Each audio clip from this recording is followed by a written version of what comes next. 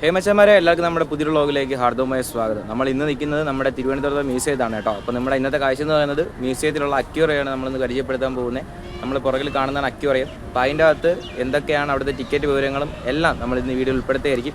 അപ്പോൾ വീഡിയോ മറക്കാതെ കാണുക. വീഡിയോ ഇഷ്ടപ്പെട്ട നമ്മുടെ ചാനൽ സപ്പോർട്ട് ചെയ്യുക, വീഡിയോ ലൈക്ക് ചെയ്യുക, അഭിപ്രായങ്ങളെല്ലാം കമൻറ്റായിട്ട് അറിയിച്ചാൽ മതി. മറ്റുള്ളവരും കൂടെ ഈ വീഡിയോ അയച്ചു കൊടുക്കുക. 2026 നമ്മുടെ തിരുവനന്തപുരം മ്യൂസിയത്തിലുള്ള അക്വേറിയം എന്തൊക്കെ കാണാനുണ്ടെന്നാണ് നമ്മൾ വീഡിയോ പറയുന്നത്. അപ്പോൾ നമുക്ക് ഇന്നത്തെ കാഴ്ചകളോട് പോയിട്ട്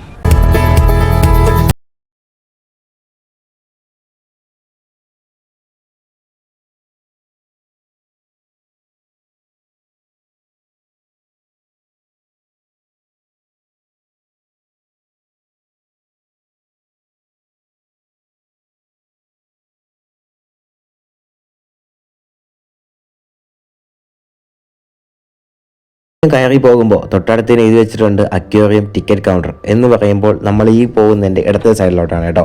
ഒരാൾക്ക് വരുന്ന ടിക്കറ്റ് എന്ന് പറഞ്ഞാൽ 30 രൂപയാണ്. അപ്പോൾ ഞാനും അങ്ങനെ 30 രൂപയ്ക്ക് ടിക്കറ്റ് എടുത്ത് നമ്മുടെ അക്വേറിയത്തോട്ട് കയറി പോകാൻ പോകണം കേട്ടോ.